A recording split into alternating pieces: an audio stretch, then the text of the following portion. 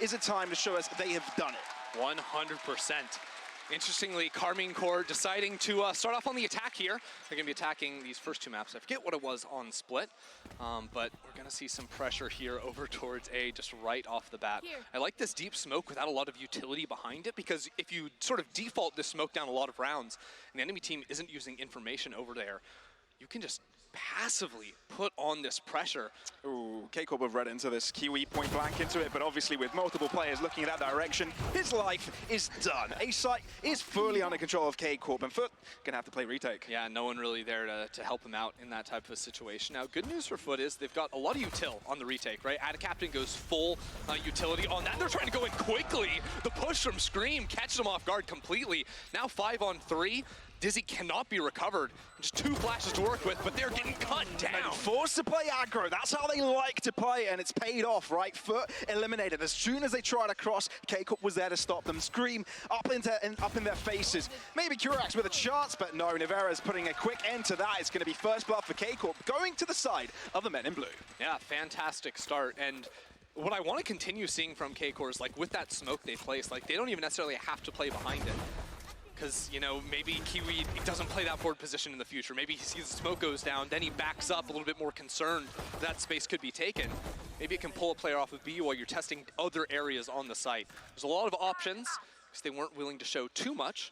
Well, it seems like it's going to be a quick move back over towards A once again. So we've seen these two teams play on Haven before, right? This is not the first time. FUT playing at Gecko is definitely a staple of what they brought out last time around. What are your impressions on it? Well, honestly, and I think Ryan touched on this a bit on the desk, we didn't see too much out of the Gecko. I think attack-wise, there wasn't a lot of proactive utility with the Gecko, and they sort of used it as like a second supplementary piece of util next to the breach, sort of using the Dizzy to break crosshairs when they went in. But there also weren't any of those, you know, sort of like flashes where you can, on defense, throw it straight into the air, reclaim it, playing off of the cooldowns. It honestly was not the most influential pick, I think, so I'm hoping to see some improvements with them coming in.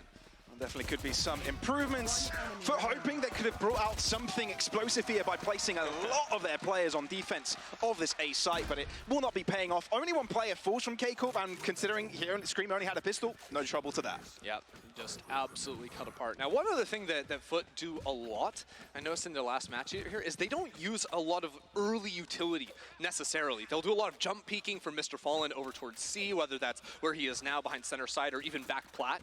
Sometimes they'll even just hard hold the angles.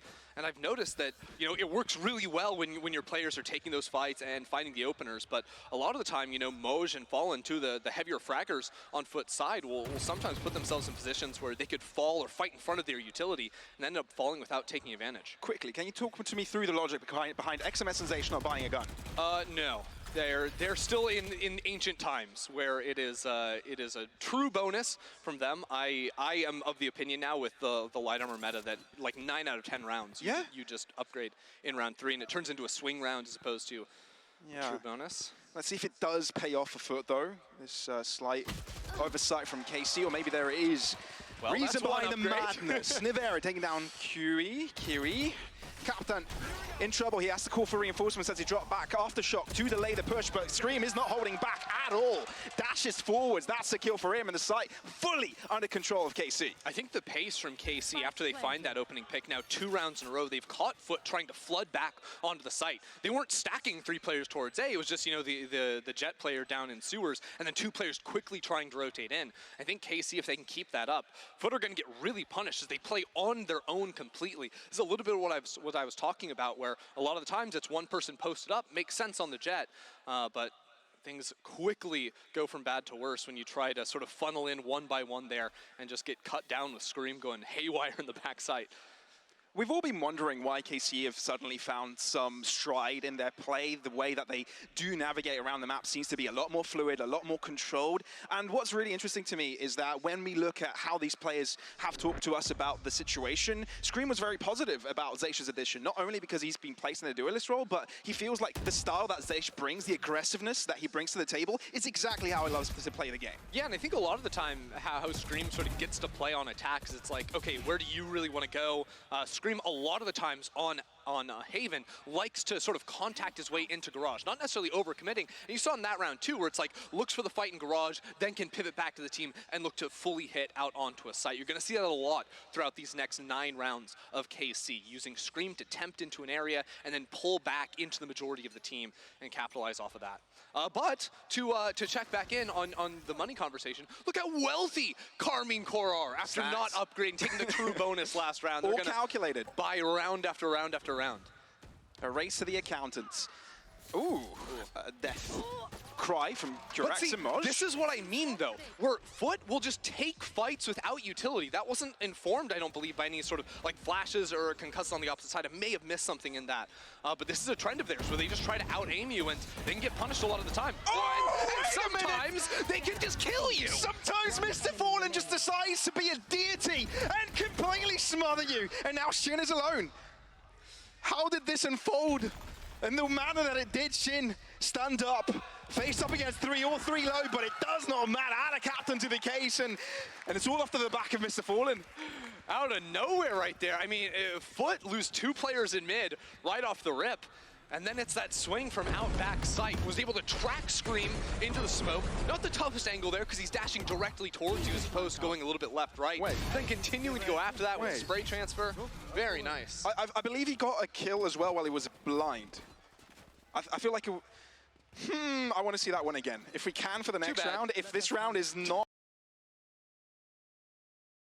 anything, it's not really fun. I hate to ruin your fun, but we've got operators in play. Navera's back on the attacking op, so they're using this concuss to try and get Kiwi into his forward spot. Also throwing down the deep smoke to just be able to take the one and fall.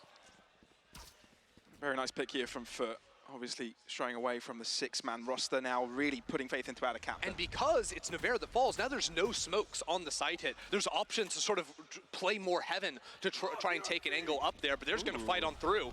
That does not hit the operator. Avoided. Kiwi is safe, but not in the really great position here. Scream is in his own smoke. Kiwi gets one, runs away, and he's got the assistance of his team. Greatly timed, and now the captain right back into the fight. Kiwi shooting head. Scream doing what he knows best, but not quick enough.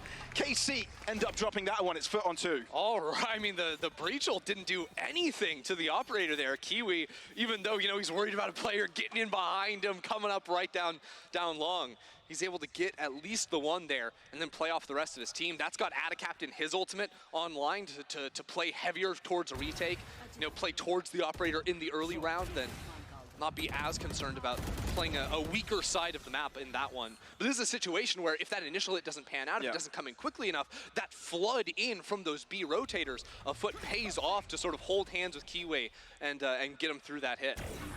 Navera on the operator. See, that's what we were looking for last round.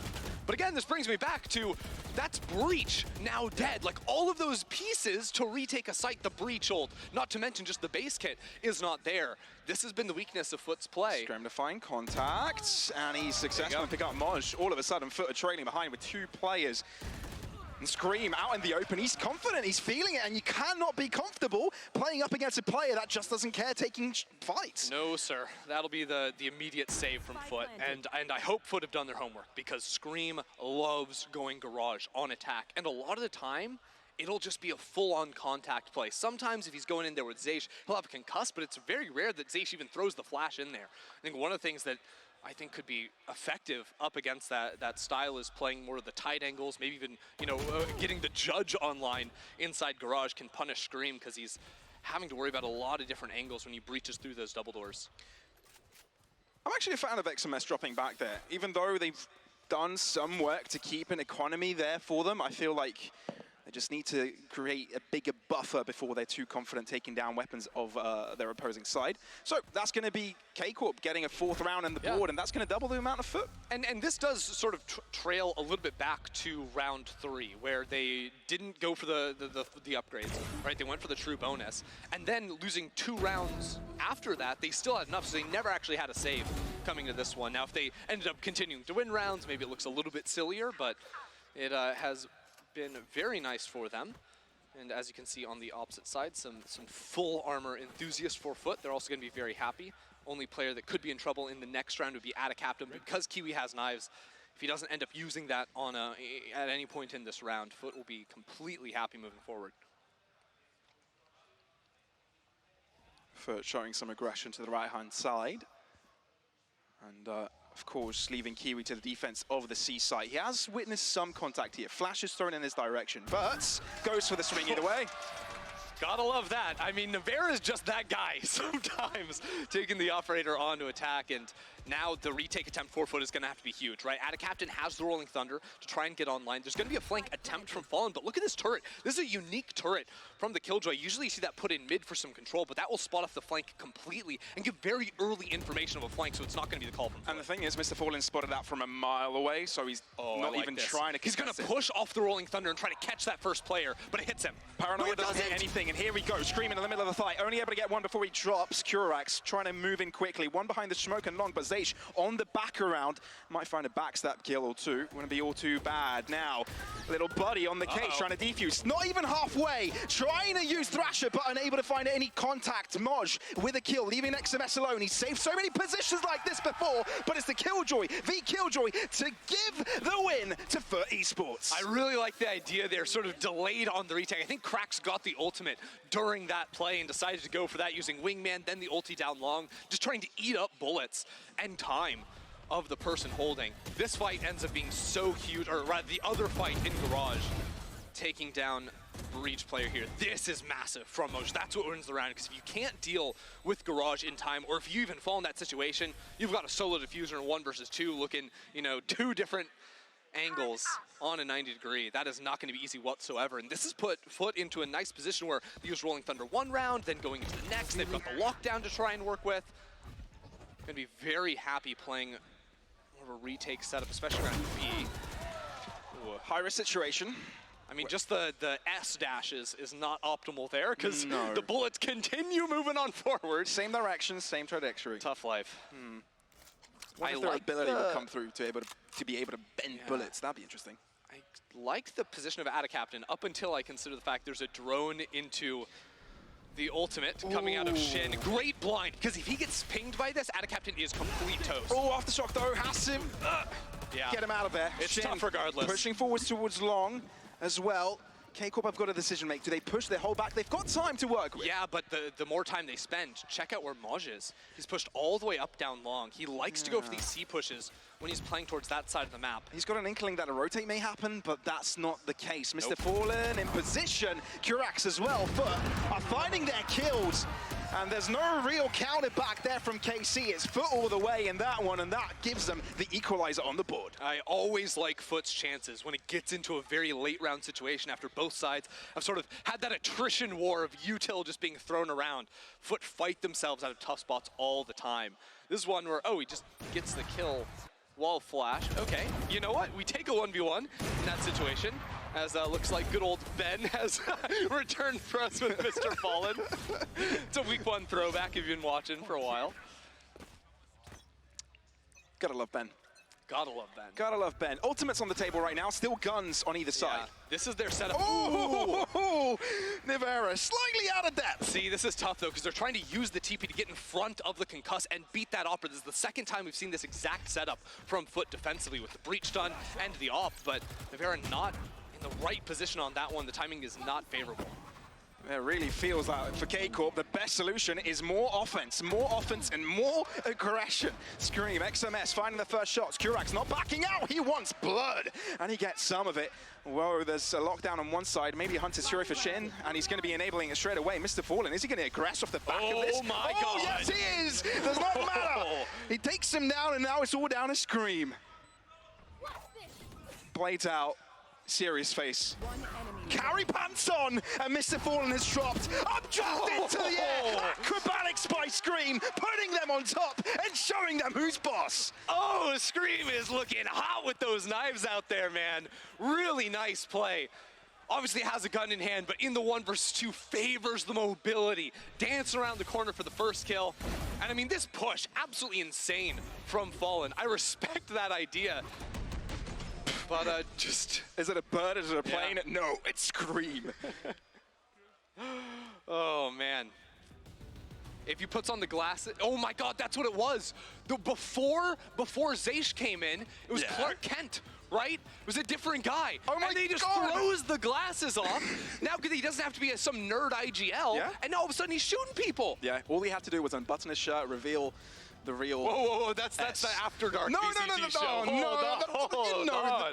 Go into the telephone booth, you know what I mean. All right. Forget about it. Is that what you're doing in a telephone booth? Forget about it. Okay, we're moving on. Everybody knows what I'm talking about. Let's move past this. Timeout for KC. Look, it feels like this could be part of calming things down a bit. Things have gotten a bit chaotic. Sure. Where would you place K-Corp right now in the whole scheme of this game? I mean, I think they've been doing a fairly good job. It's been a ton of these A hits, which has just been a constant battle of can we beat the operator. So I think that's probably the main conversation happening in this. Because right, Navarra went for the TP to win the timing. That did not pay off, and I didn't see the intricacies of how that played through. But I would not be surprised. Coach comes in, has a better plan of dealing with that operator, because they're going to see the money. They're going to see that Kiwi has stuff to play with over on that side. But we also saw the other way, where it was sort of, just putting down that smoke down long. This is sort of the default for them.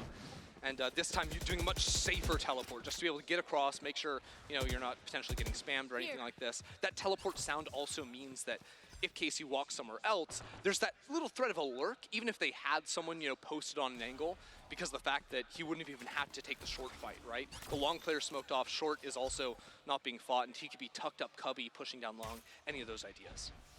So much of this game has been already dictated by the fights here on A.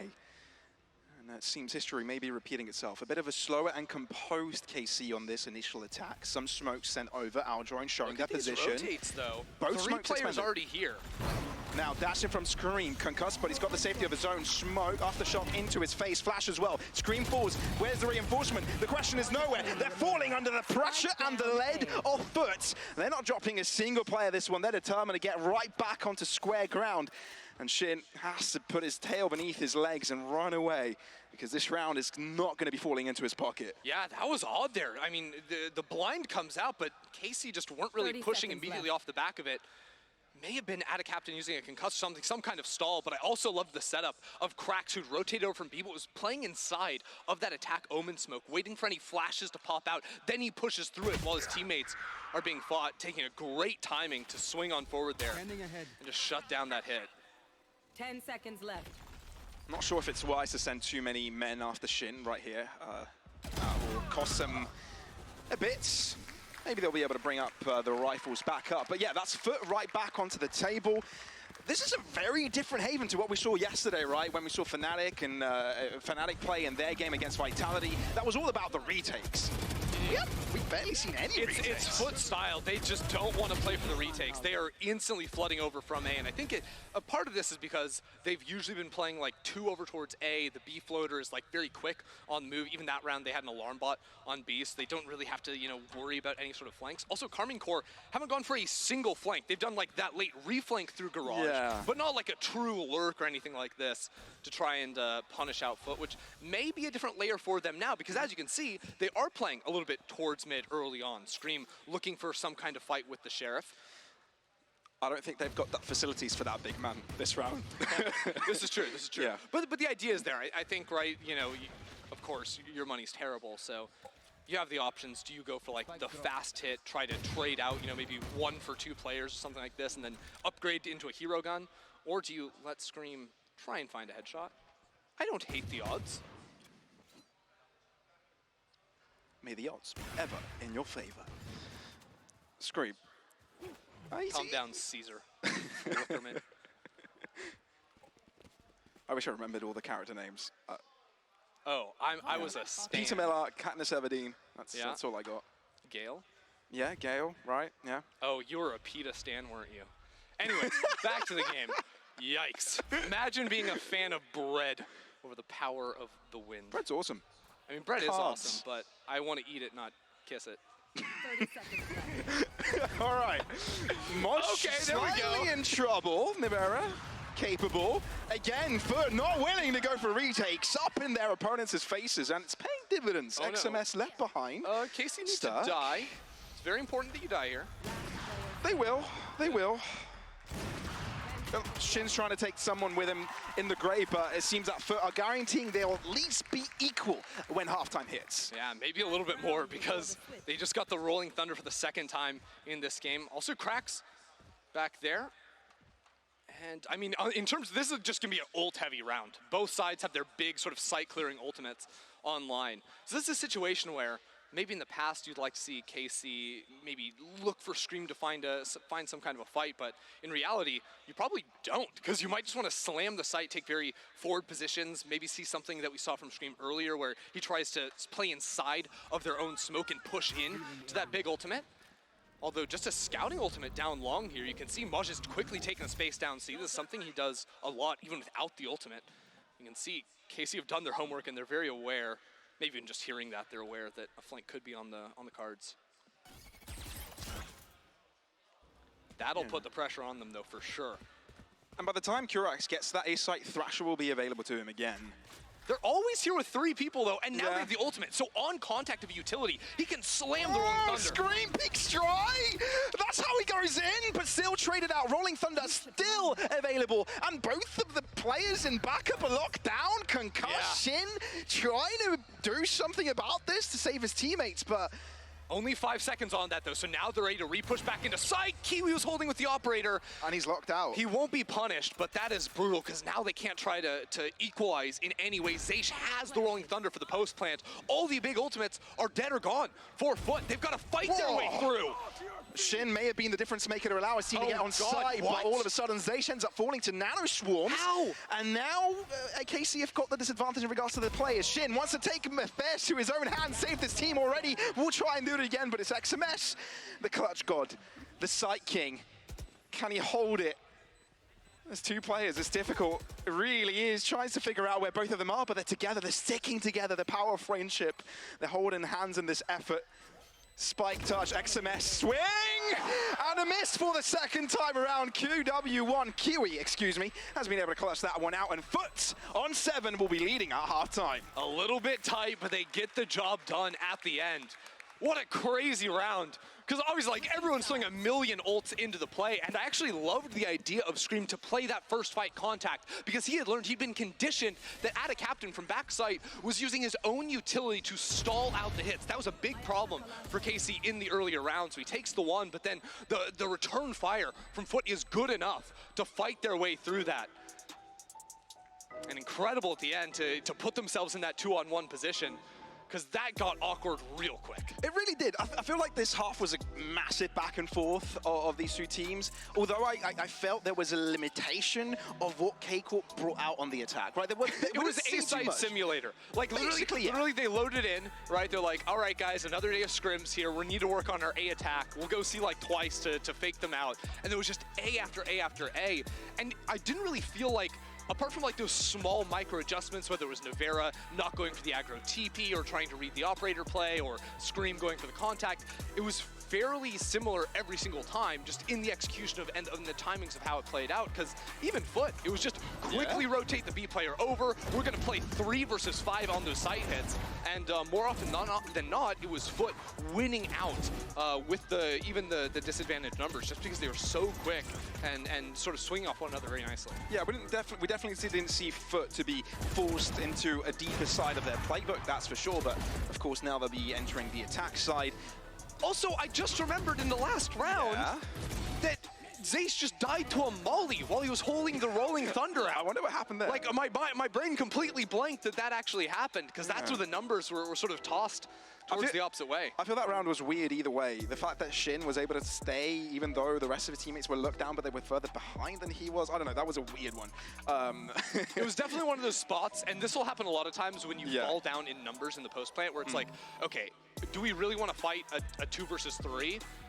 From offsite? No, because they're just going to diffuse, hold us. It's not going to be possible. So you have to get a little bit, more ambitious. Go for the pick. Oh, this is the molly setup. Oh no, he was mid-cast on the ult. He literally couldn't move. That's so sad. Makes sense. Thank you for showing us that, by the way. So sad. Thank you. Thank you to our observer teams and the replay team as well. But there you go. We finally saw a little bit of FUT retake there, and it involved at least one molly that got a kill. So, gotta love that. But now, moving over to the attacking side of things, I do want to briefly touch on this Gecko because I still don't feel like we saw a ton. And I think Gecko's a tough agent to really see the entire value of unless you're on his POV the entire time. But actually... How do FUT actually get value out of it? How do they get the value out of it? I think they were very rarely using his stuff early in round. So even just using it to scout there into Garage wasn't something we saw a ton of from the Gecko. Usually he was saving the Dizzy, for example, when they're actually going onto the site hit. So when they're taking control of short and long, he wouldn't use utility. But when they're trying to breach out on the site, he's throwing it up there to break crosshairs while breach flashes are also coming down. He was using it as additive utility rather than accomplishing a lot on its own, which did make the site hits a little bit more, tough to play exposed angles on. And here's a perfect example, going in there with the breach, with the paranoia, except there's just no one there because KC were playing down long. A completely attempt already from what we've seen in the first half. KC instantly going for the retake, knowing they didn't have adequate numbers to defend it. But in line, they also have a ton of utility to throw at this. This is a lot of people heaven. Like, too many people heaven. Fault line paranoia still available. Talk about the fault line. Doesn't catch off Kiwi, although an aftershock goes in place, meaning that they need to move out of position. That is a dubstep right-click double kill there from XMS. Well, FUT trying to keep things under control. Kurax in pressure, but still able to keep his team alive. Zace, though, comes out on top with a double right at the end with only 2 points of health. You gotta respect that, Zace. All right, the 2K on the IGL to win out in that pistol. That's a big one there, because honestly, FUT's retake was kind of hot. Like this drop down, just breaking the legs to get the 2 kills with the right click. Usually you sort of get bottlenecked or sort of end up jumping down to your death when you're trying to retake from heaven, but they ended up running away from a lot of the utility. Zace also breaks his legs and manages to find 2 kills. I don't think we're going to continue to see these heavy retakes once rifles get into play, because we've seen how many times a concuss isn't necessarily always the most reliable thing, especially when rifles get involved. So I don't think that will maintain for them, but as a pistol option, I kind of dig it. A lot of energy on the camp of KC, that's for sure. Something we talked about with Zesh coming in, he brings a lot of energy on that side of the Coliseum. Yeah, I don't necessarily love that concuss there. No one necessarily to play off it. It's a stalling concuss. Now they're just using all their util to stall. Still are gonna have to fight their way through, but they've got the guns, obviously. So Scream goes forward. He's got a Phantom. He doesn't have to take the risk, but he's doing it. Okay, he feels safe because he's got Zesh by his side. He wants the knives. He wants the knives. That's true. That is true.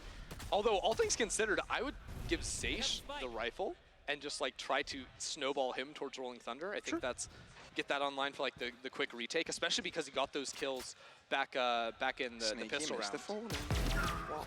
That's one. Oh, he's been chased after with a shorty, and that's a chance for Mr. Fallen actually. Gets himself the kill. All right, the rest are stuck on site. Will be nestled out here. Scream. Trying to push forward, but he's low. One shot should do it, and it actually does. Kurax, he's so good with the Sheriff, and there's a chance. XMS bringing it back, but Kurax is there. The pistol comeback from FUT. How did that even happen? I don't know, I'm scratching my head here. I mean, Mr. Fallen obviously got the kill in the back. Then I guess they're worried about different sides. And Krax is just killing everyone on the site itself. Well, that's the first. Honestly, I was almost gonna make fun of Mr. Fallen because I'm like, hey, he actually lost more money casting the paranoia than he did for like getting the kill. But hey, it helped them win the round, and Krax just back sight, able to take 3 fights on his own. That is brutal, and I don't even know what to say to that. I thought KC was gonna get right back into even, but no, they just decided, I'm gonna cast this Uno reverse card, which brings us back in the round. All right, well, in this one, Scream is the only player with a Vandal, and the only player with a kill this round thus far. How much of a chance do you give this one? If Scream is able to pick up another one, this is very much doable if rifles can be collected. I think decent. I mean, Crack still is the ultimate, so in terms of like jumping up into Cubby here and then using that to clear sight, that could be pretty effective if that's what they want. It seems like KARMINE are still kind of reading that it may be an A hit. They don't have any utility on B, so they're playing a full B retake. That ends up being the option, with the only real tool for them being Recon Dart and the fault line from Zace. Yeah, they're walking into a triple man stack up. Oh, and this is nice. right? Because you sort of have Zaysh jiggling here. He has concuss in his hand. So he's going to slam the concuss when he runs into players here. Oh, no. Thrasher Machine, which means he can push forwards. He's stunned. Shin, that's one. Not a double, but Nivera does his job onto the site. This is doable. I mean, the rotates are coming in very quickly, though, so they have to take these fights fast in the next 5 seconds. Kurax nearly was able to find a double through the smoke, but only he's able to get one while there's one concealed within it. Zaysh, they have got no idea he's there. They've got no clue he's hiding within it. Can he bring the element of surprise to find a kill? This is pressuring. Kurax turns around, that's one. How will he know that Zaysh is on site? How will he know? He can't know, but now he does. Both of the players low. Little body gets the spike down, but Zaysh! Headshot through the wall, gives KC the dub. Krax's gun is sticking past the wall there. I can't believe it. That's like the dream wingman situation. It's a 1v1 with no time and you can still plant the spike. There's nothing more unique that Gecko can do there, but with just the tip of the barrel extending past that, it does look like the Sova was revealed, but it didn't matter because the concuss came through. I really like that setup. Wow. That Casey ended up falling back into, but here, if we see it from the other POV, yeah, you have the barrel of the gun right there, so nice track through the wall. Zaysh has just been racking up these clutches. He really has. Assistant coach. I think he had 1 kill at the half, and now he's just straight up won 2 of 3 rounds for KC. He's definitely ironed out those aiming skills. He's been working in those aim trainers, that's for sure. Oh my. There is turret behind this, so it shouldn't end up meaning too much. But if the resistance is strong enough on A with the 3rd player coming in, and they're ever forced to pivot off, that could be tough. So I like them going for the deep smoke there, just trying to stall. Shin might be in trouble here. He's left into short, but it's gone unchecked, which means that KC's still alive on the site. Difficult to take now because you've lost so many of your aggressive powers. But Zaysh still sticks by, stun. They're going to be dashing into the site. Had a captain with a double? Frenzy? How is this even possible? The 2 players that had pistols now have got rifles, and it's still a 2v2. Equal on all edges. Scream, does he wait for his teammate? XMS is far behind. He's going to play the patience game. Mr. Fallen looking in Scream's direction. Moj holding back, still patient. XMS needs to come in. Wondering, is Heaven the player here? No, it's going to have to be CT. Scream just walks forward. XMS met with a smoke. Fake updraft. It's all about timing. And Mr. Fallen is just going to have to be patient here. Scream trying to challenge him out of the position. Stands alive with 30 points of health. Both FUT players at the right time pull their triggers, and that's FUT on top with 9. God, Mr. Fallen and Moj are so solid in these late round situations. So good they're sort of taking their respective 1v1s, coming away with it at the end.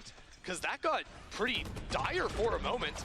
Luckily, this timing from Adacaptain just completely insane to find that one, because the initial kills absolutely went KC's way.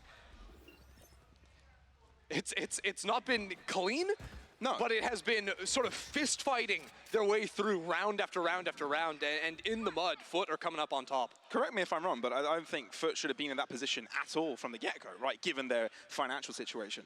But 5 ultimates on the side of KC. And with Scream on Blades, never count them out at all. First blood goes to his name, but has to drop back given his low health. Yeah, almost one shot there. 44 HP, so it could tank 1 bullet, but not the best odds.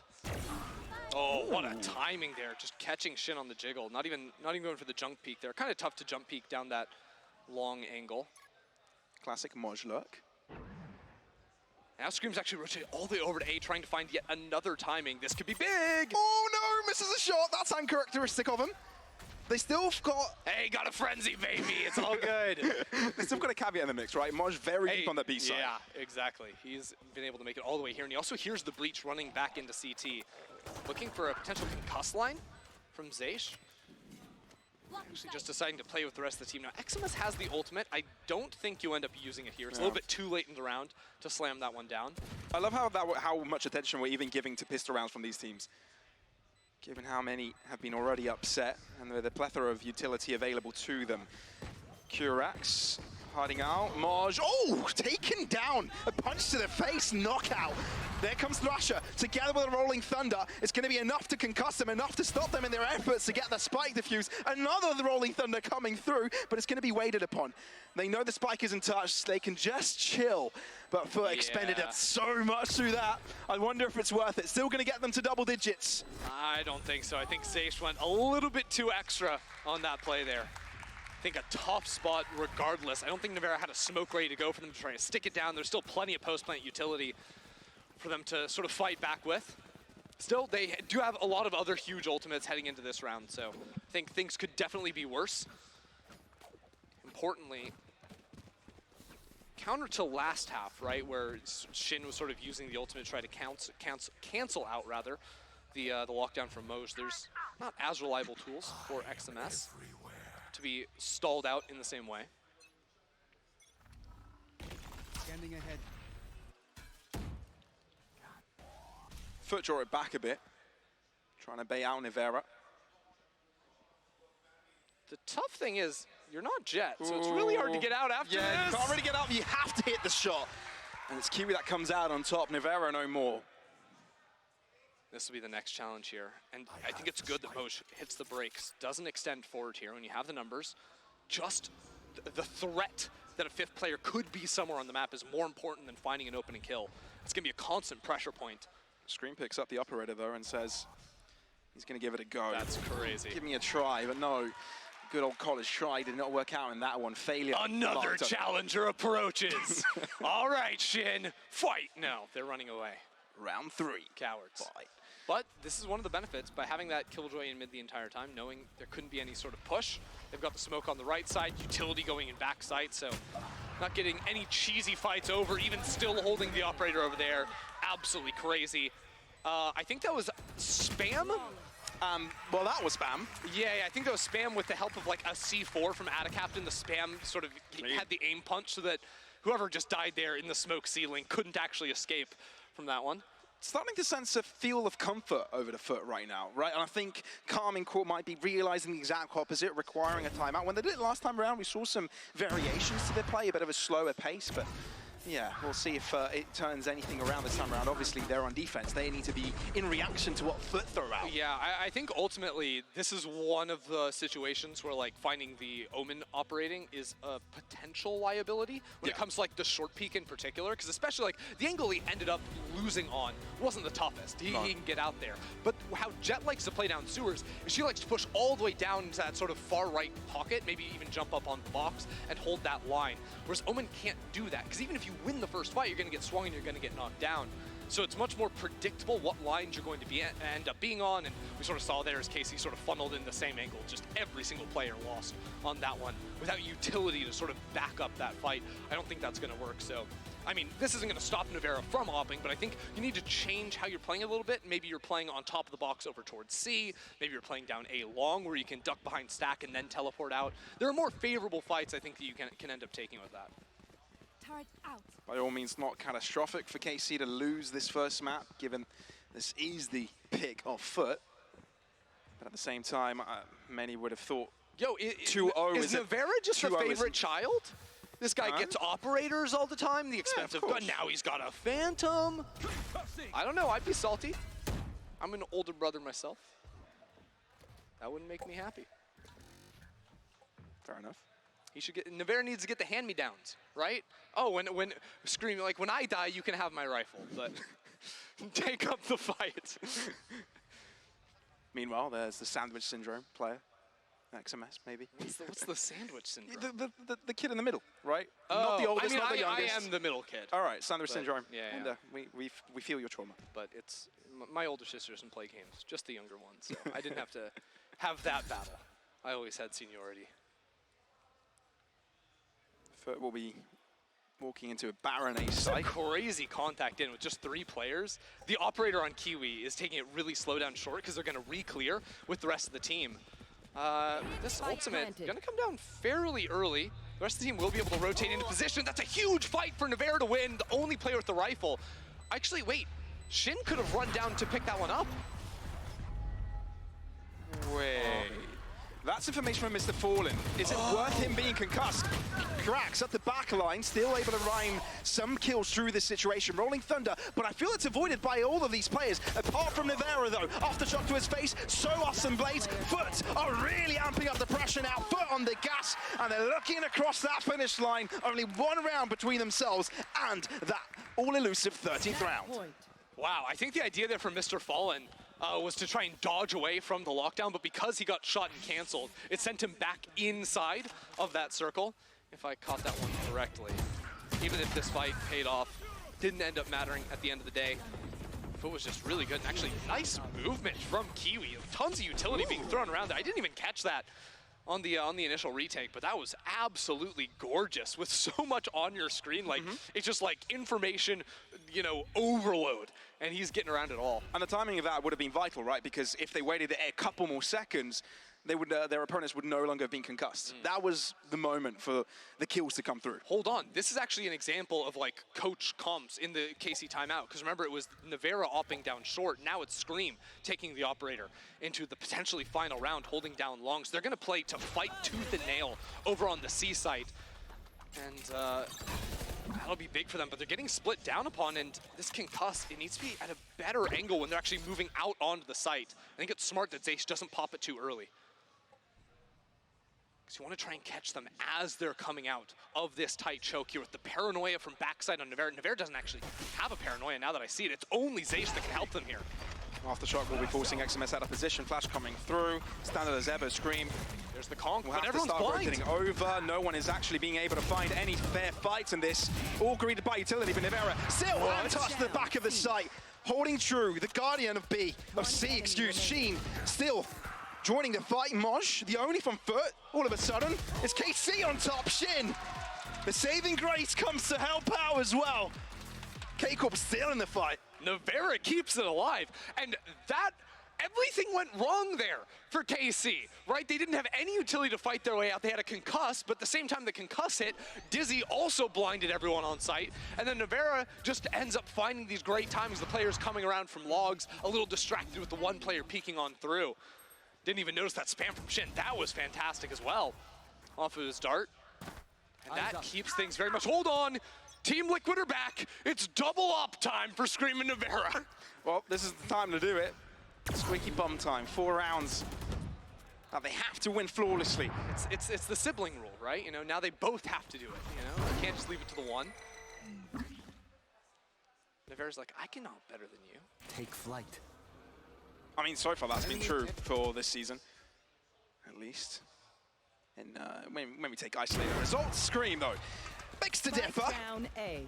Puts a check on this round's board, really. Yeah, well now with the lockdown, if you can't find another fight here, it's a 5-on-4 retake, but you're retaking with double ops as well, which is not the most fun thing. No, which means they have to get kills out of this, and Scream is successful in doing so. Also, no Mr. Fallen means that Heaven is now a real angle that you can fight out with from the operator, so it makes it very hard to peek from down long, which is where Kiwi 1 is, or Kiwi is. He's holding up high, this is so good. Ooh, I'm not a fan of how much utility is left for FUT. Only a fault line, really. Can it be enough to hold them back? They need a kill, which is why the captain is going aggressive, trying to stop KC from setting up this retake. Paranoia into his face. He's going to have to be a little bit more patient. Drop back. They know where he is. Recon really spotting him. Still delivering onto Scream. Couldn't quite pull the trigger in time. Oh, jiggling left and right. Kurax is there to assist. What is going on? They turned off the lights, we can't see what's happening, but I assume that it's KC winning out on the retake. The early kills happened, it's a 3-on-1, I just saw Blink a moment, something. This came out on top, I think. What just happened? I don't know. I see on the screen that KC did fall, unfortunately. FUT 1. FUT 1, that's what that's what their monitors down there say. They were not losing the monitors. I'm not sure what was happening on the stream, or if you guys saw that, but no. You know what, a flawless post plant there from FUT. I think I didn't see any mistakes. That's for sure. They lost a lot of players in the process. I don't know if we can kicking them left confirm and or right. deny that from the position we were in. The sun was in my eyes, but also all the lights were out. Sun was in your eyes, the lights were out. Yep. It's very confusing. That's what it feels Blinding like by the living in lights. Berlin, right? Because it's like 1 second you're just like Right. actual sky blinded in the sky, and then the next it's like overcast, cloudy, miserable. We get it. Yeah. it's Nice. sad. All right, that's the first map done. That was FUT's map pick over in Haven. Of course, I believe it is Ascent next. Ascent next. And hopefully KARMINE Corp, well, at least hopefully for them, they'll try and bring it back. See you right after this break, everybody. See you then. Maybe we won't. Well, who knows? Who knows? Nice oğlum, helal lan, helal Gülçak. Nice oğlum lan, nice lan sana. Nice oğlum, helal lan, helal. Nice, helal lan, helal. Nice. Nice oğlum lan sana. Nice.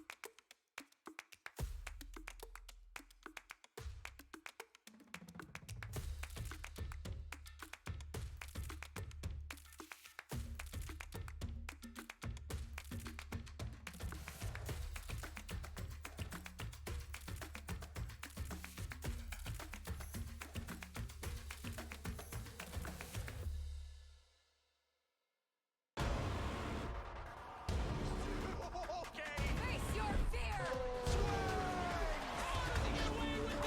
They just get 4 kills. What is happening? Unbelievable.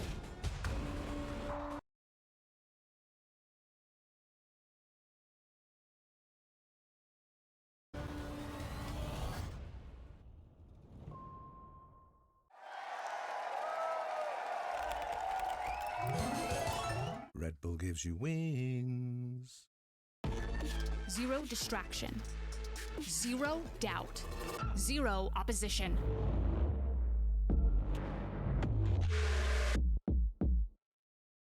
Usually when I see a target, I won't miss. I try to find weaknesses wherever they are and just game by game try to pick up on anything I can. So this training course is a way for me to really showcase and demonstrate all the questions you guys have been asking, how to get better aim, and it really enables me to answer a lot more and kind of expand on the first video I made like so long ago about Valorant fundamentals.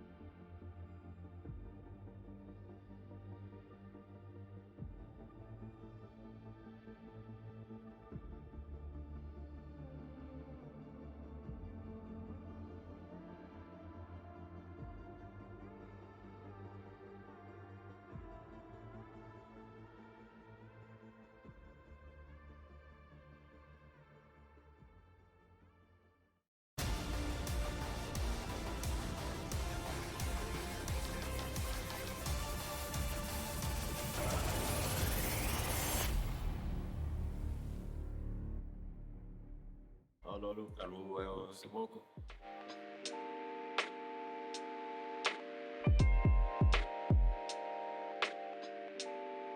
Je pense que c'est une chance parce qu'il n'y a pas énormément de monde qui a un frère qui est au niveau le plus haut du jeu. La deuxième étape, bien sûr, c'est de gagner un titre avec mon frère parce que je pense que ça sera un rêve. Hein. Ouais, jouer avec son frère, c'est incroyable. Et voilà, le fait d'avoir son frère à côté, qui t'épaule, ça fait quand même quelque chose. C'est que du bonheur. Je dirais les avantages, c'est que voilà, on peut tous dire, et on a eu l'habitude dans notre enfance de voilà, grandir avec une bonne complicité. On n'a jamais eu d'embrouille ou quoi que ce soit. On se dit des choses s'il faut le dire. On n'a pas la peur de vexer l'autre. Voilà, puisqu'on se connaît, on sait quel mot employer. Je pense que c'est directement, ça aide beaucoup plus en dehors du jeu. Et même dans le jeu, voilà, on se comprend dans certaines choses, pas besoin de parler. Ou on se connaît tellement par cœur que voilà, c'est direct automatique. Franchement, inconvénient, j'en vois pas vraiment. Bon, pour moi, il n'y en a vraiment pas. En étant vedette, c'est vrai, il n'y en a pas. On s'entend bien, et voilà, on kiffe. Pareil, pour moi, il n'y a pas d'inconvénient. Le seul inconvénient, ce serait si un de nous deux n'avait pas le niveau et qu'on essaierait à chaque fois forcer à rester dans la même équipe, mais c'est pas le cas. Nabil et moi, je pense on a le niveau largement et il n'y en a pas un plus faible que l'autre, donc ça c'est très important. Il y a une confiance en plus, je pense, parce que tu sais que au-delà du joueur, il y a l'être humain et que l'être humain n'abandonnera pas son frère. Tu vois. Dans une équipe, on est tous des frères, mais après, quand c'est vraiment ton frère de sang, c'est différent quand même, parce que tu as 100% confiance en lui sur tous les aspects, que ce soit en dehors du jeu et dans le jeu. C'est vrai, c'est lui, hein, ça se voit même à son gabarit. Là, actuellement, on essaie de reprendre un peu le sport, mais j'ai fait pas mal de sport dans ma jeunesse. Là, je suis vieux. Non, mais on essaie de reprendre petit à petit, mais Nabil aussi, il voulait s'y mettre. Donc, ouais, voilà, c'est dans le projet. C'est le projet chez lui. On peut tous avoir des moments où on est un peu plus tilté que d'autres. En vrai, ça c'est équilibré, je pense qu'on rage tous les deux, mais quand j'avais le lead, j'étais plus amené à rager, parce que sur des petits détails, sur des petites erreurs, donc c'est une rage différente, mais ouais, voilà, de manière générale, on rage plus. Je pense pas que c'est de la rage, voilà, comme étant de la rage, je pense que c'est plus un peu de frustration. J'aurais dû plus le terme frustration, parce que la rage, voilà, on n'est pas des mecs qui ragent, qui s'énervent.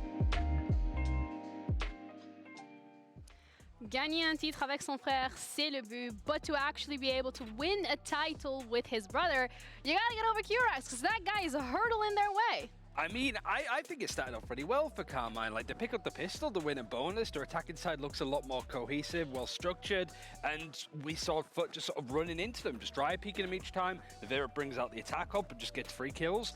But then FUT started to get a bit more control, and certainly as we got into the second half, it was all FUT esports from then on out. You know, the problem about it is you're displaying it is in the sense of, like, you know, it was actually well played by Corp. I'm gonna give him that. But the way they lost towards the end, this is like the heartbreak to me, because that was the fashion is really what hurt it. Yeah. All right, well, we're looking at KC, and you have the 3-0 start. You're then falling off quite heavily. I mean, also got to give it to FUT, the ability to bring it back after a questionable start of the game. But again, Kurax, as we already mentioned, this guy, we said the Gecko was coming out last time against Vitality. We weren't too convinced, but Ryan, are you convinced now? I mean, it looked a lot stronger. I think it still took a while for us to see any of that utility have a huge amount of impact from FUT. Also, on the subject of, like, KC, they win both pistols, win a bonus, and they still only get 8 rounds in the end. That's, like, a little bit catastrophic. But I think in regards to the fact that it's, again, like a slow start from FUT, and it took theatrics from players like Mr. Fallon to actually get rounds on the board initially. You know what's even worse when we're talking about numbers? There's a +9 advantage in first kills for Corp. +9. This is immense. Both Nivera and Stream ended up on 6 entries each. But as you've mentioned, it was really coming down to a lot of individual performance on the first half in particular, when we're talking about buy round versus buy round. I think this is the crucial part, right? It started great with the retakes. This is what we've seen. But here it started. This was the turnaround moment for me. They were playing, they don't know sheriffs. They were playing pistols. And they were succeeding with just that, as Corp had every advantage in those rounds. they were throwing it away. And those were 2 crucial rounds that could have definitely had a different outcome, but FUT had just pistols. Yeah, on the attacking side as well, it felt like quite repetitive from the side of K-Corp, continuously hitting the A site, and even after the timeout, it didn't feel like we've seen much. But it was just like, I understand trying to hit the A side because no team wants to play retake on it ultimately.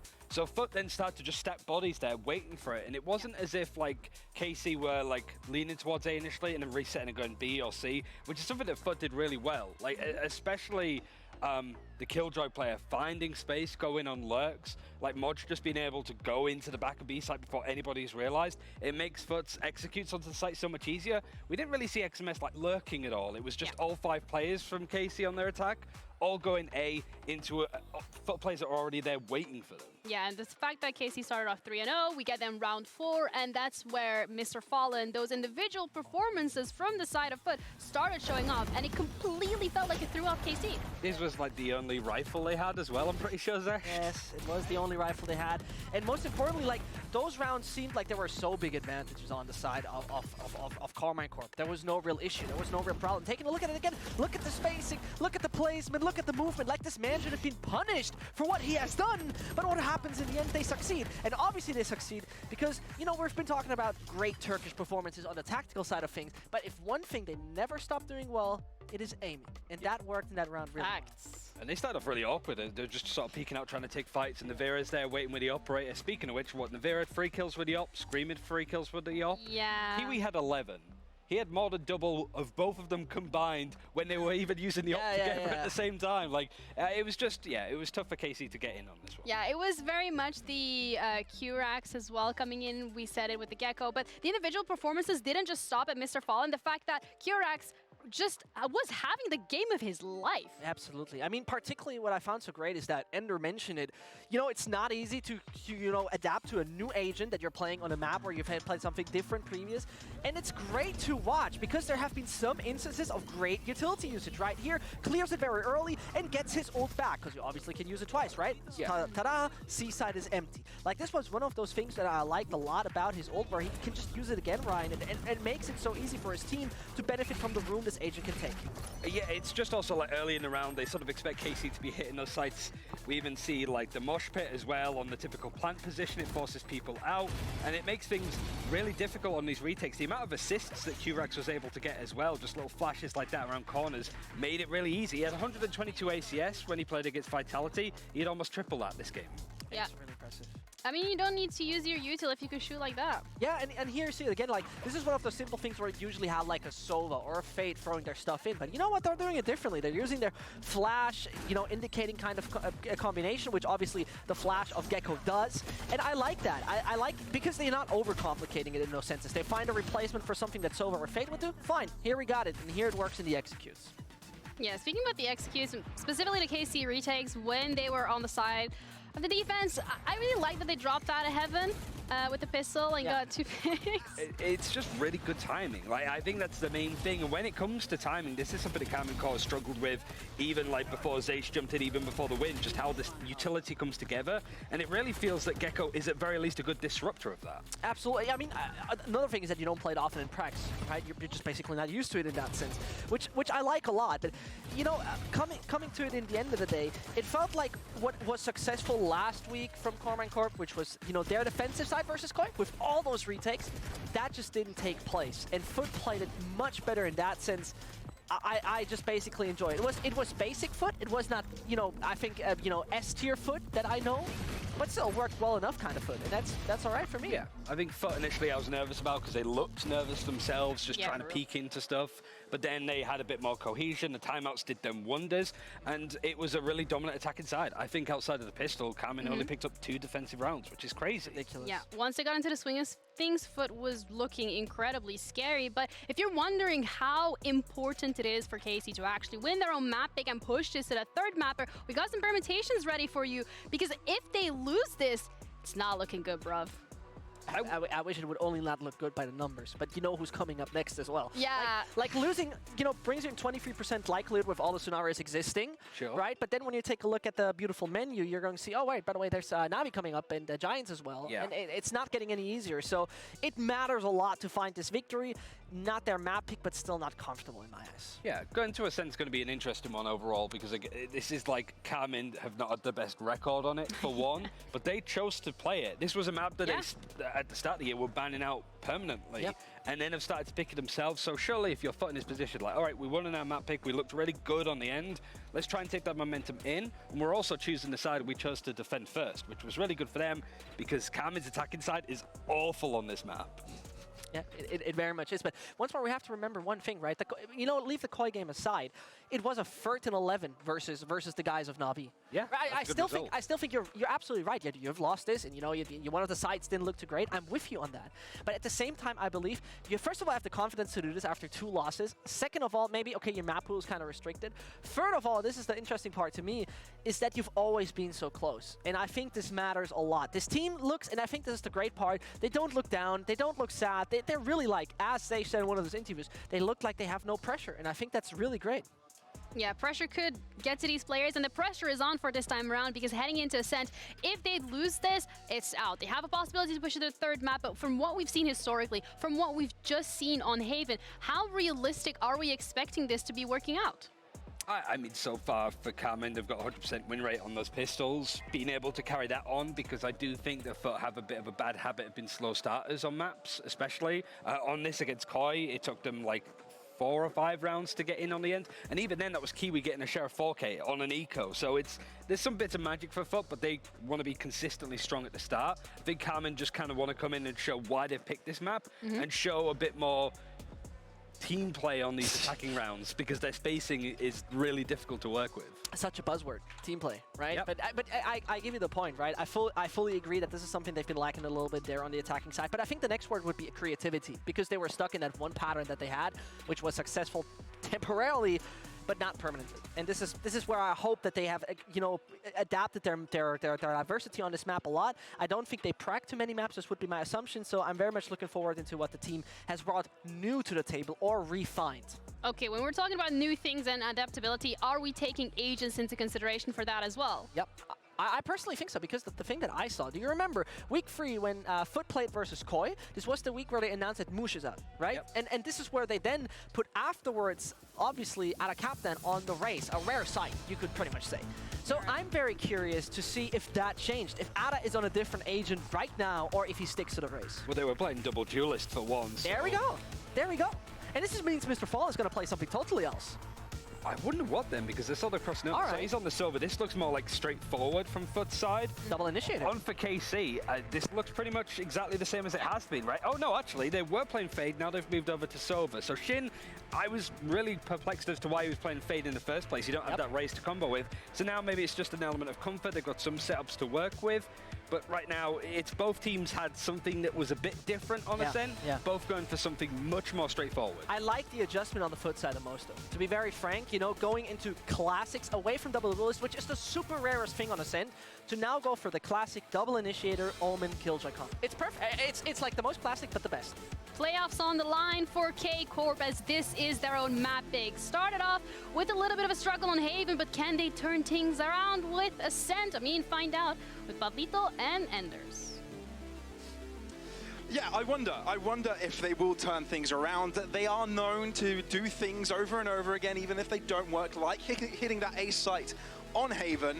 And the same thing I feel with Ascent, they've played it in the last 2 maps and they haven't won it. I mean, look, it's Ascent. There's only so many unique things you can do. You all thought Icebox was bad. I shame on you, shame on you. But no, all things considered, it was actually FUT that was playing the more unique things in the past. Yeah. The Ada Captain Raise was, of course, a blast, you could say. But now they're going back to the tried and true. I do think it was interesting. I'm pretty sure it was Ada Captain that said, it may have been someone else on the team that said they locked in the Raise because their attack side sucked on this map and they just couldn't figure it out, so they wanted to sort of overwhelm the sites. So I'll be curious to see how that sort of shapes up here when we do get over onto that side, because I do believe they chose defense first. Yeah, and what performance bias tells me is that K-Corp neatly beat Na'Vi on Ascent. That should say something. Okay, it says exactly that. They Performance nearly bias. beat Envy. Uh-huh. Navi. Envy? And look, I came from NAVCT, I know. so I know. it's a bit confusing. But Well, let's jump into the game. It's K-Corp on attack, FUT on defense on this brand new frontier. Based. K-Corp's map pick this time around. There is a movement towards his right-hand side with 3 defenders nearby. Scream got Superman'd here, so was dropped the Frenzy by, I believe, Shin, and then just has the light armor on top of that. Here we go, we'll see what he can do. Well, they do manage to enter. I believe Kiwi is yet to reveal himself. He can still be a caveat in the mix, but it doesn't even come down to him. Mr. Fallen out of Captain Kurax have got everything under control. And just like that, blinking, you miss it, FUT on the board. All right, well, the analyst desk was very optimistic about KARMINE Corps' pistol rounds. Maybe it's pistol rounds against rifles. Okay, now we're talking, the little sheriff rounds. I get on board. Okay, I mean, when they're just doing that, I don't really know what you're meant to do. Of course, Scream should never be worried about getting swung by someone from tree, because his team should have that, because his teammate that's holding that gets spammed through the smoke. He then gets shot in the back after getting blinded and just put in a miserable spot. That's a nice kill. I feel like it's so BM when you ping it right before you kill. Yeah. There's something comical about this. I'm gonna have to warn you guys. You know how we lost the screen for a second in the last round? We just lost it for a moment there too. So it's possible that we just start saying random words at times because, yes, the screen has frozen for us. Does it matter? You'll have to bear with us. Does it really matter in a round like this? Yes, because they have a share. You just said this. It's the pistol versus rifle rounds that they're famous for. It's called the caster's curse as well. Or the caster's blessing if you're a K-Corp fan. Still equal in regards to players. What's interesting is that the A site is fully barren, and if Shin does elect to go for a little walk, you might find it as such, but with Mr. Fallen dropping back, no, information may be relayed. I mean, what I will say is that Fallen being sort of stuck down in the trenches on the site would mean that's a very easy rifle to recover. Now, this movement from Krax, I think, is absolutely right, sort of reading the timing. Like, yeah, they could be faking and sort of re-hitting into B, but making sure that by the time they could have rotated through their own spawn, they're going to have a second player here to help out Fallen. Great read by FUT. Dart shooters? Any dart breakers? Okay, that's a little late. I believe he had utility in hand, Krax there, so wasn't able to stall that. They know there are at least 2 players now towards this A side. There's not much time, which means they'll be confident to hold out this defense. Mr. Fall into the back of it. Scream trying to find a backstab. 7 seconds. Yep, ain't no time in this one, baby. The round is over, and it's solidified with a triple by Krax. 2-0 on the board for FUT. KARMINE Corps are a fairly patient team, I think is the polite way of putting it. That round, of course, just no real luck on that one. I think their best chance was sort of play off of the dart and actually get onto site, but no one really went in, so they just sort of get cut down on those long-range angles and come out fairly worse for wear. Now, I will say FUT's bias. FUT is meta-resilient, you could say, in the sense that they do not believe in the light armor. For most of the time. They also don't believe in like heavily investing into rifles, by the Bulldogs, Phantoms, whatever, in round 2s. So this is a true bonus from them coming on through. I mean, Kiwi has the Operator heading into round 4, which is a very nice thing to have, especially on a map like Ascent. But it doesn't give them the best options here in this third round.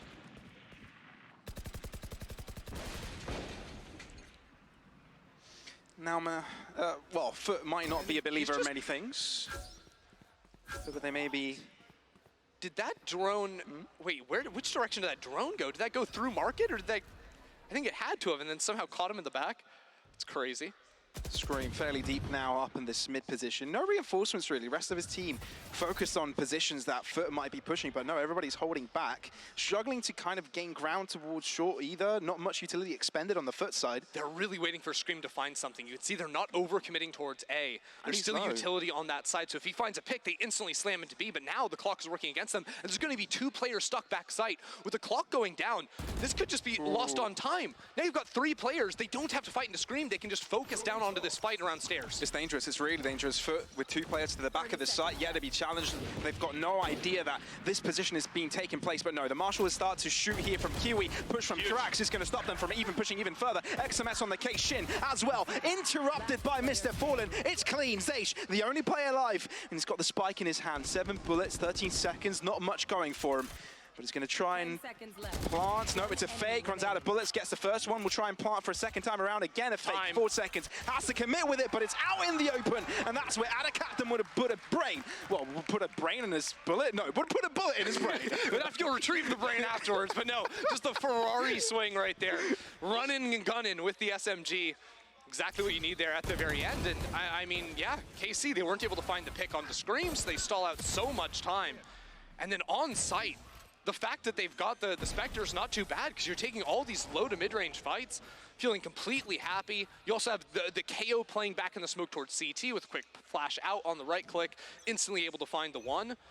And it just falls apart for KARMINE Corp. They didn't even get the plan, so it's not even like they have the extra money to try and go light armor plus rifles. I think that may have actually ended up being fairly impactful there, and like I was saying, the operator in round 4 just puts this side on lockdown. Yeah, and you can see KARMINE Corp completely spread out.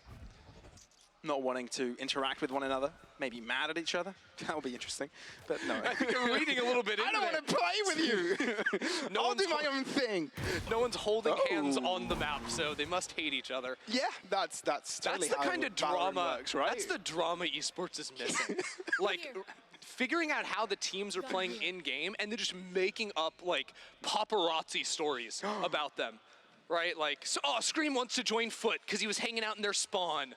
Like, XMS was hanging out in pizza with no one, which means he wasn't sharing his food. Oh, man. Oh, that missed. Okay. Kiwi's a pacifist, refuses to kill Scream. All right, we're reading into it a little bit too deep here, but there's a lockdown enabled and clearly an opportunity here for the KC side. Mr. Fallen, is he able to get out of this? They know this is a corner that has to be checked, but the Odin still keeps him alive, somehow keeping this team alive in that one, and the rotates already there. 4 in the back for FUT, none for KC. This, I mean, I don't love calling timeouts so early in the half that you don't really have a read on what the opposition is doing, but we've seen this sort of idea from KARMINE Corp a couple of times now, where it's just sort of scream, run down mid, see if you can find a fight towards spawn, and then pivot off of that. But I actually kind of dig the way FUT are playing. They're not playing too heavy into mid. If they do fight into mid, it'll be with the operator early on into a round. And then they're actually playing to, like, close the door on B a lot of times. Sort of give up that whole pathway up towards pizza, because it's really hard to peek into defender spawn from mid, because you have to worry about both left and right. Yep. Not necessarily always having players watching that on the defense, but just the fact they could be either side of you makes it really tough. So, yeah. Down mid. And if Kiwi's allowed to do that all day long, he'll be taking advantage of it over and over again. We'll be dropping back. Just throws his shorty at the window. And that's actually sweet. That's actually great tech, though, because you only have the 2 pumps and the shorty. So on the classic, you wouldn't mind, taking a shot, but that lets you blitz on through. The unfortunate for KARMINE Corp is they're losing players left and right. No trades coming forth either. Nivera isolated yet again. And XMS and Shin again playing alone. Yeah. It's just isolated play. I mean, they were walking together earlier, but the fact is, it's just taking these fights sort of unsupported, whether it's running into the operator a couple of times or that re-aggress into A main that I liked from FUT as the tree hits coming in, knowing, hey, A main probably weak. You probably have 1-2 players there max as the enemy team is working up cat at the same time. So I like the idea from FUT to call those sort of mid-round re-aggresses, and a lot of times, if you can catch out the enemy team when they're trying to split into your site, you're going to feel so great about yourself, because Ascent is all about being able to find control through mid and then pivot into a site. It's why I think Jett is so powerful on defense, because it's really hard to fight over mid, I think, on defense, but just posting up an operator looking for a peek into mid forces, at the very least, a bunch of utility out of your opponents to sort of cut off those angles.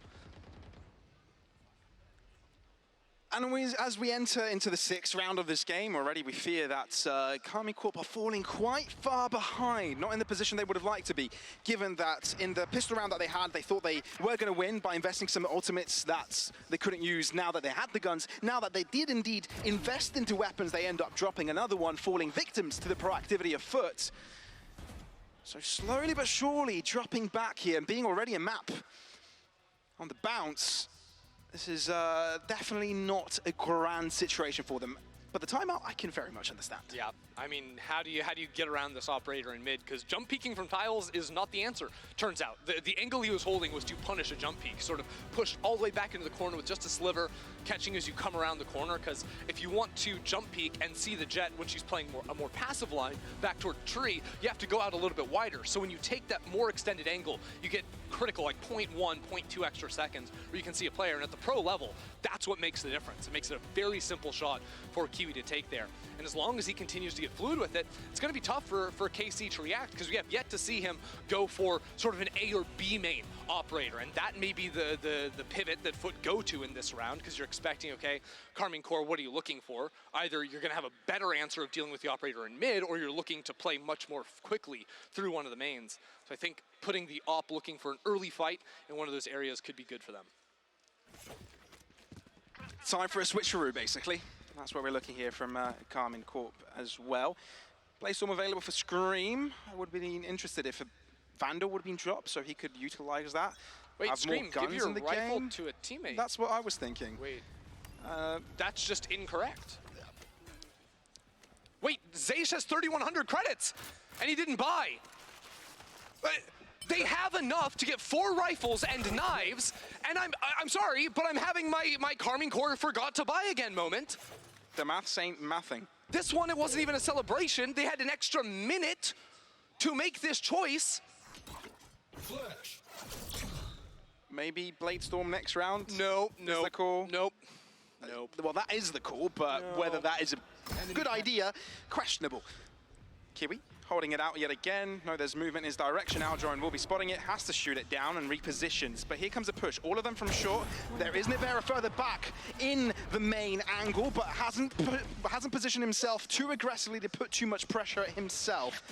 And with Scream already out of the equation, it's already getting tougher by the second. And we're already down to 40 seconds. I mean, KARMINE Core have one pivot, and it's like you play up a solo player into mid, hope you can get a kill and work into something, but nope, Shin backs up off of that angle. They're going to work into A, but with 30 seconds left. The XMS isn't here, so it's just a 3-player site take. It's a 3-on-3.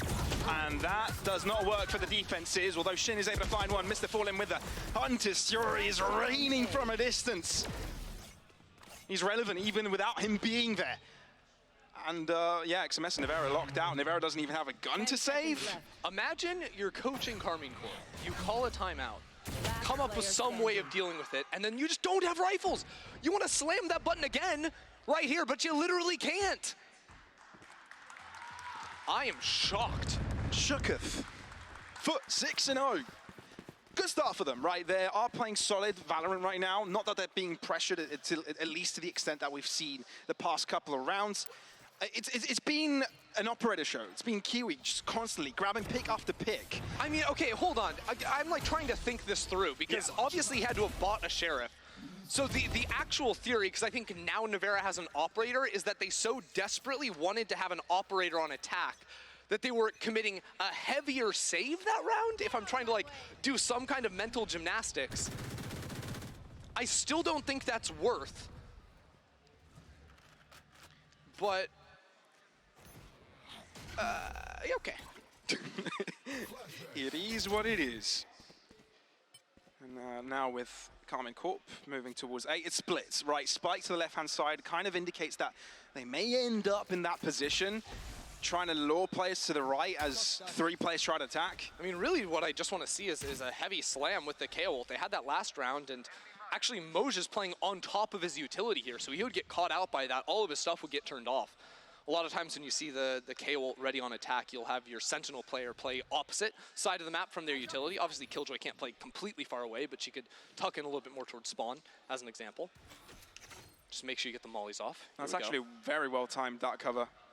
And there's still more in the chamber for the captain to throw as soon as it's 70. They're going to have to push through this dry Scream onto the side. Nanoswarm prohibiting the push, and it's a simple mowdown with all that hot lead up until their bodies. And still, no pick from KC really, apart from the ult kill from Shin. Watch Motion Hell right here. This could be absolutely huge. Shin's trying to take the fight, but from sight. Moj stays alive somehow. Zeish on the top. Tries to stay on site alive against two. It's difficult. Again, a very familiar position. We've seen him before, but hasn't been successful in the past. 14 seconds and counting. Mr. Fallen elevated, delivering 7-0 for Fort. KARMINE Corp cannot find their answer. Just from bad to worse here, KARMINE Corp. No one's giving them their fight, and then they're eventually working in with very little time on the clock. And this time, I think all the Killjoy utility goes off. Yeah, it does. See, okay, ouch. After, like 1 second after they used the Hunter's Fury, that's when they used the KO ultimate. So Killjoy had all the time in the world to actually get the util off. A blunder, I think, there in the attack, because you have a chance to catch that off and not get stalled out back in main, but it just made the spacing, I think, very uncomfortable working onto the site. And you can see how much slight mistimings can make all the difference sometimes. Definitely a key indication of that particular case. But now, mid-aggression here from KARMINE Corp. Kiwi is in a perfect position to capitalize on it. He's got reinforcements. He's got position to drop back to. He's got his cross at the right spot, but doesn't deliver the finishing blow at the end. Scream ends up falling to cracks, though. And the push is halted. It's stopped in its tracks. Well, Nevera didn't have a second smoke ready because he used one, I think, for Cat early, then a deep smoke in mid. So they're pushing out, trying to capitalize off of the missed op shot, but the util isn't there. So in comms, this is getting lost. The awareness isn't there in the heated moment that Scream tries to take advantage of. And now without Scream, tempo isn't quite there anymore. Probably wind taken out of their lungs at this point, but now they're going to start peeking things dry, which is where Kiwi can shine most, right? Without obscuring his vision, he can still deliver. He's got clear lines of fire. And as time ticks, the more pressure goes onto the attacking team. Spike isn't down, not even close to getting in control of the site. Mr. Fallen to the center of it. They're just being circulated all the way around. How do you account for all these angles? And Kiwi still chimes true with more. Minute by minute, second by second, they start to dwindle, but Shin still alive, and Nevera just bounced right back up. It's 2v2, and Nevera misses a crucial shot for right back into it, at a captain to the back line, and it's all down to Shin. He's onto the side alone. Shin's got to move. Can he find it, though? Nope. They do swing simultaneously, and that's FUT not allowing KC to win. I mean, respect to Shin there, almost giving a chance for them to get into the round, because FUT were not giving a fight to Nevera. Nevera's got an op, sat in B main the entire round. No one's actually peeking him from CT. So effectively, Shin was in a 1 versus 2 until he can deal with the site players. Then Nevera had a moment to peek out. He gets his, probably should have had the second, a bit unfortunate on that one, but KARMINE Corp, they look a little bit lost without finding the early fights. Right there, obviously you lose your dive player in Scream going into site because not all the smokes are up, and he's just thinking a little bit. His hands are moving faster than the mouth and the brains on that. And then after that, just solo fight after solo fight, and that's something you can't do against FUT. Like, FUT individually are so skilled just in their ones. It's one of the first things I sort of noticed with them coming into this year, because I don't think expectations were sky high for this team or anything like this, but from week one, it's like, hold on, like, you just have like highlight reel after highlight reel of Moj dominating on the Killjoy, Mr. Fallen taking first fights on the Omen over on Lotus, then, you know, the insane clutch moments as well from Ada Captain. You saw that before you saw the whole package, and now that the rest of the teamwork is starting to come together for the squad, they're making dents towards the upper side of the standings. Yeah, they've definitely fallen back from that 6-man idea, and with the core roster that they've got right now, they're trying to build that coordination. And it's starting to work out for them, slow, but still at the middle of the pack, really, of this VCT EMEA championship. Oh my, the lockdown at 40 seconds. KARMINE Corp just have to play fast, so that's over at 30 seconds. There's still Killjoy util there.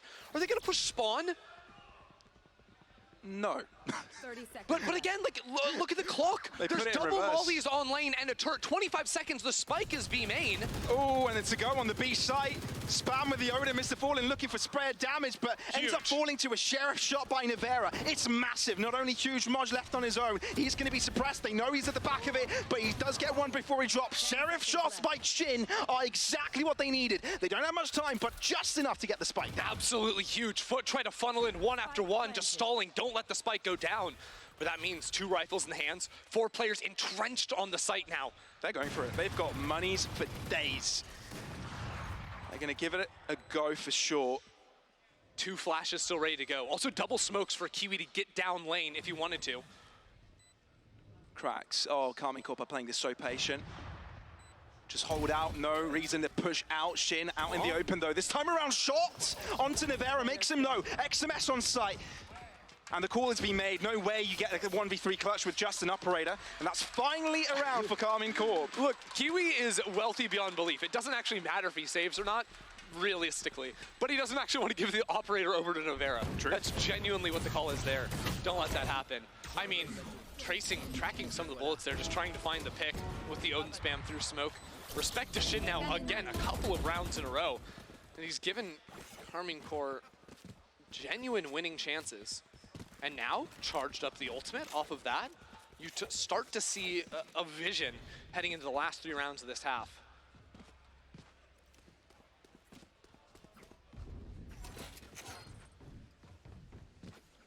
It's hard to say how much KARMINE Corp can gain out of this one. You know, how much momentum they've really garnered and how much this will stop FUT. It's definitely an isolated round, not unlike the others. Good knife there. Sort of investing a lot of utility, but with how slow KARMINE Corp play, it doesn't actually matter. You use both scouting pieces there, trying to bait the jet into the smoke. Scream, instead of pulling the trigger onto the alarm bot, ends up throwing a cloud burst at it, which means it's still there and still has to take it down. I'll join right after him. He knows he's in trouble, so has to get out of there quickly unless he's able to find a kill out of Captain. Oh, no. He faked the TP earlier. They've got no clue he's here. He's playing the trigger discipline play. He's going to wait for more. Oh, no. He's given a call for Mr. Fallen to drop back. Scream is doing nothing. Oh! Blunders for a second, but he's got an ace up his pocket and ends up still on top. My heart! I couldn't take that for a second. Scream equally confused, but now dead. The operator is actually playing wide out on Heaven here. Look at this smoke, just trying to get a little bit of extra space on the site. It's wacky, it's funky. Paranoia. But they're still not ready for this angle. Oh. Kiwi had an opportunity there to find a kill. It's either going to be a trade or nothing at all. Spike planted. But still 3v4. Close endeavor. Spike gone down. Shinny's got the Hunter's Fury. I wonder if he wants to play for the post plant with that, but no, he's actually underneath his sight, point blank. Especially down in numbers, you can't abandon the site. Even if you use it for stall, you have to fight with your players or they die while you're using Hunter's Fury. Trying to set up a crossfire here. Out into the open. Nivera, very risky, but Shin is able to trade right back out. Both of the players hand in hand. Peek out from XMS, ends up dropping. Shin, good first shot, good double up, and now he's got only one left. So it's over. Recon to the floor. Mr. Fallen swings, pulls the trigger time and time again, but it's Shin on top. Quadra kill, and a second round for KARMINE Corp. Shin, round after round, just pulling KC up. Insane. What's higher than a FUT? A Shin, baby. This guy is absolutely cooking. Is that what we're doing here? That's what we're comparing doing body parts. now. Is that how it all works? Look, I've got a whole bank of them. You know, like who would win, a FUT or the blue wall that it tries to kick? Just unfortunately, KARMINE Corp haven't given any moments to use them. Now finally a chance, but oh, that's nasty. That's kind of nasty. It won't be utilized this round. Doesn't seem there's any mid presence, but it gained some info maybe. Are we actually just going to see a full commit in with the lockdown here? Seems to be the idea. Possible. We've seen it before from KARMINE Corp. You can also use Nivera's ult just to scout Boathouse and make sure no one's hiding back there. Or use the operator and kill them. You've got options. Sky's the limit.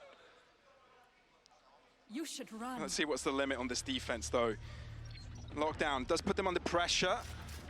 Yes, there's a fragment grenade to drop the lockdown. So it does relieve it for a little bit. Okay, that knife didn't go as far as they wanted. And check out this double flank. They've gained so much info. I mean, the thing is, KARMINE Corp don't really fake sites, so why not look for the fake? You have so much time to come on the flank. There's no util watching the back either. They know everything. The thing is that the two players at the back of site don't really have help right now. Oh, that paranoia from bench actually hits all the players, stalls it out a bit. Oh, and one of the players on the flank already are down. And there's no real flank. It's as if there's two players in market, so no difference for KARMINE Corp really, but they've got to deal with the two at the back of the site, and they haven't done that just yet. Trying to throw a fragment towards them. Moj delivering, whoa, nice little headshot there. Moj still alive, but still trading in favor of KARMINE Corp. And it's Guardians, Operators, and Vandals all together, chiming through with a third round for KARMINE Corp to at least close the gap a little bit before halftime ends. It's starting to come online for them now. Better late than never. I didn't see exactly what happened to the mid player. Bit unfortunate, just falling on that pressure point coming into the back, because there was ooh. I see you, you see me. The Spider-Man meme. They're both holding operators, but one of them kills the other. It's not very. It's not very friendly neighborhood. No. Spider-Man, is it? It's like Venom. True. Or Spider-Man in a different multiverse, you never know. Anything is possible. Aren't they homies? I don't really know. Yeah, but there's always a universe where he can be evil, right? I don't know. Multiple variations. Navarre's getting chipped like every round. Tough spot to be in on the op. Ooh. And that's the end of Scream. That's the end of Shin Kiwi. He's been called the executioner this round, given the role and given the blades as well to just chase after him. He's looking to give him a gruesome death. But still, KARMINE Corp are going to have to drop back from that initial attempt. They know the A site is a blockade, but maybe they'll try and find an opening, a crack through the other walls. It's hard to find cracks against FUT, because when they find opening picks, they're very good at shrinking their position and not putting themselves in spots where they can then give over easy ones. I was nervous for a second, right? Kiwi gets the second kill, pops the knives. Is he going for some updraft craziness? No, ends up falling back just a little bit. Although now, with the clock working down, they are reading this B rotate just a touch. Cracks coming in. Now they have the intention in mid, but that doesn't block off the fact it could still be a split into tree, so it's just the two players 30 seconds towards this left. B site. The fact that Moj's main is sick, but he's got a judge, so he can't really fight out of this spot. Ooh. Oh. Well, XMS got a pick, and all of a sudden, this seems fathomable. Kill off Curax, and that's it. XMS looking to swing past it. Does use up space, and his team is able to obliterate. XMS still alive, excuse me. And he's even pushing through a smoke here. What a cheeky man. Mr. Fallen has no clue. XMS finally put to his grave, but this puts us in an Omen 1v1. And it's Nivera versus Ada Captain. Spectre versus Op. But the HP matters as well. Nivera is down to 47, Ada Captain full. Walking into his own smoke, Nivera, you need to look at the right direction. Oh, but Ada Captain knows to close up the distance. But the swing from him allows Nivera to line up his shot and end up on top. 8-4. KARMINE Corp have definitely closed up the gap here. Ada Captain has been watching a little bit too much TikTok. That's trying to get a bit extra with the teleport on that one. But Nivera holds it down. And respect to them. I mean, a 3 versus 5. Converting into that after the 2 op kills went on through. Here, the judge actually backed up. Initially was not an angle. XMS wasn't able to be peeked by Market, but then I don't really know what the decision was to step back there, maybe trying to walk the way back, see if anyone had gone into Market, I don't know, but ends up costing them just that pressure coming in from B main, and probably could have been the pivot point that could have won them the round. And here we were praising FUT for not having cracks in their walls, but apparently KARMINE Corp was able to kick through. Yeah, I mean, I think that's just like a strictly with judge there moment. Because if you have a rifle, you're probably playing like, maybe you're holding like a deeper line or you're more tucked in. I think you'd be a little bit more aware as opposed to slowly backing his way off the corner. But I mean, things got off so hot for FUT, right? Just hit after hit was stalled out. KC were completely taking their time. I do think the game simplifies a bit now for KC moving over towards the defense. A lot more room to control over mid, but that'll come down to Nivera's operator more often than not. And look, I feel like KARMINE Corp is always a team that works well off of tempo, right? When the feeling is good, when they're all coordinated, when the energy is alive for them, it's more often than not that they'll end up carrying on that tempo, carrying on the streak. And now they've got 4 rounds in a row, right? So heading into the other side on defense, they're looking to feel a little bit more comfortable. And 8-4 doesn't look too far. Doesn't look too far at all. Especially if Shin keeps up the performance like that. That B site might not be the most fun to work into if you're FUT. That's where he's likely going to be heading over on that Sova. But, I mean, all things considered, I think that FUT, while yes, they lost the last 4 rounds, their Haven looked quite solid.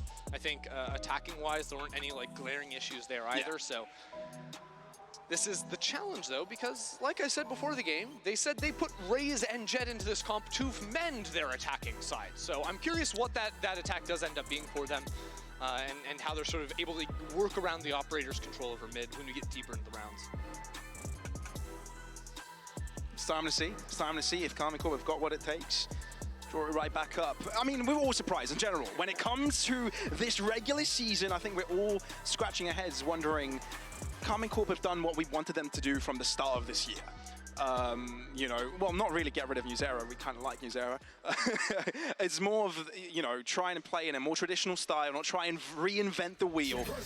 And they're falling back to defaults, fixing up the smaller mistakes, and then slowly, you know, breaching out to new frontiers.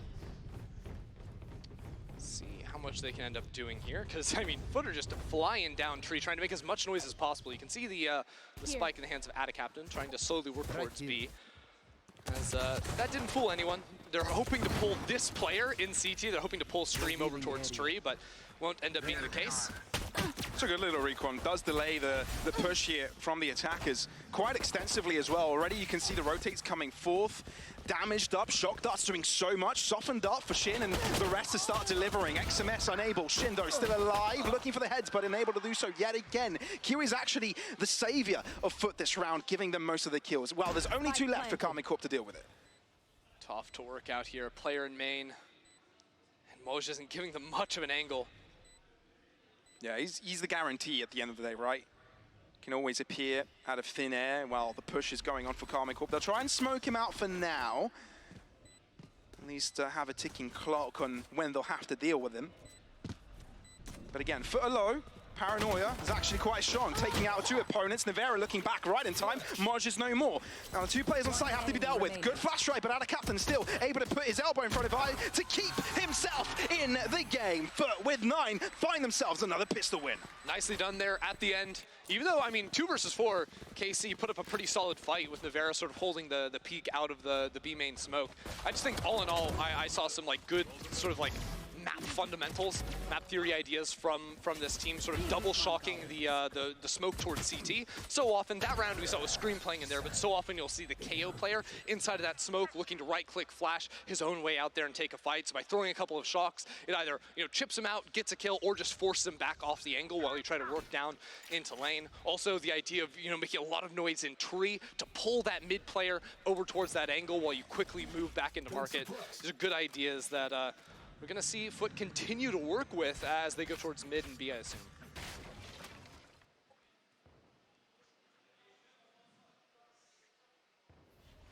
Should be solid for FUT. I think there's no questions around that. Right, looking at this attack side from FUT, what do you expect from it regarding the composition? Obviously, it's something we've always seen. Yeah, it's very familiar composition. But for anyone living under, under a rock, it's the normal stuff. It's the normal stuff. I mean, on this round, they're just working up through the mains, but a lot of times you'll see more fights over mid, trying to, see if you can pull players, pivot in, work into tree, dodge away from Killjoy, or burn her util and her control over tree or mid. The general ideas. This round, I like the one mid player of them being the player that didn't get a buy. Hold on though, Scream. Yeah, no, Scream, hold the door! That is insane. He even finds a headshot onto Adacaptain there, but it's through this box, which keeps them alive. XMS trying to come through. They only need 1 bullet on each of their bodies, and that's it. They're done. Scream is also low, which means he's going to play a little bit more safe, which is why XMS comes in to help out on the spike, putting pressure at Adacaptain. Looking to hold on, but it's diffused halfway. Adacaptain swings and keeps his team on top. For goodness, that was close. Once again, it gets a little risky at the end. Adacaptain holds the fort. Scream, some big headshots there. Did not have a very standout first half, but maybe he can get something going with that right there, because, I mean, just dancing on him. Tracking off of the dart there.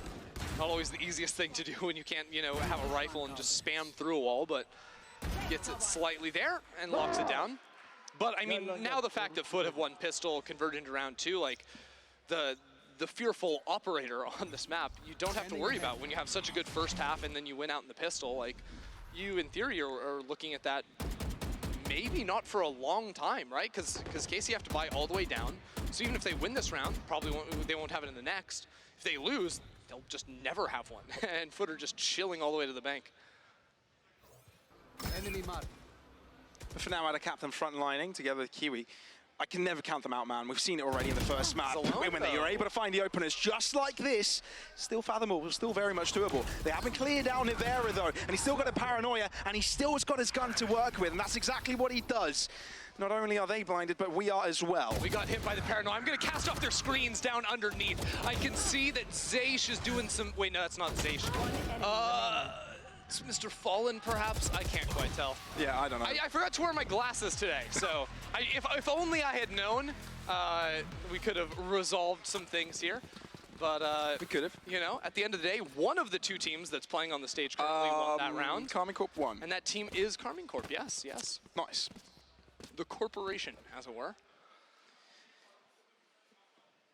And I'm still calling them corporation. We'll see how it happened. I mean, honestly, this setup from KC, even though they win, I want to see it change because it's begging individual players to win on their own. It's a single player tree. It's a single player on site. It's a single player A main. I want to see when Scream is playing more passive angles or, you know, not peeking into mid when he's playing in tree, have Zaysh there. Right? All the time you see KO players play in trees so they can sort of pop flash off of your contact, or if you get smoked off, fall back into it, flash out of that one as well.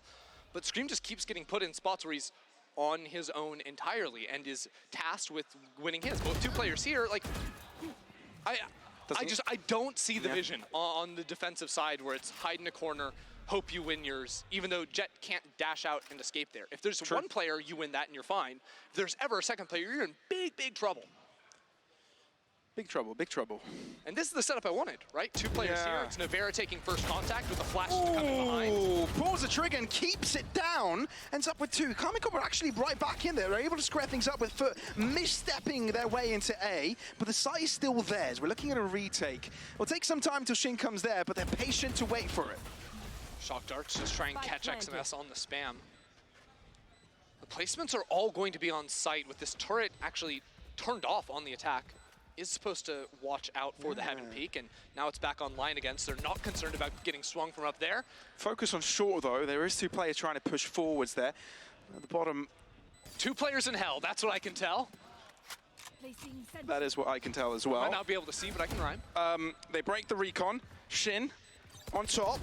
They double up on Heaven yet again. Shot down. And that is Kurax with two. I don't know, man. But down in hell, getting the job done. You know it. You love it. Look, I just think the grit they showed in that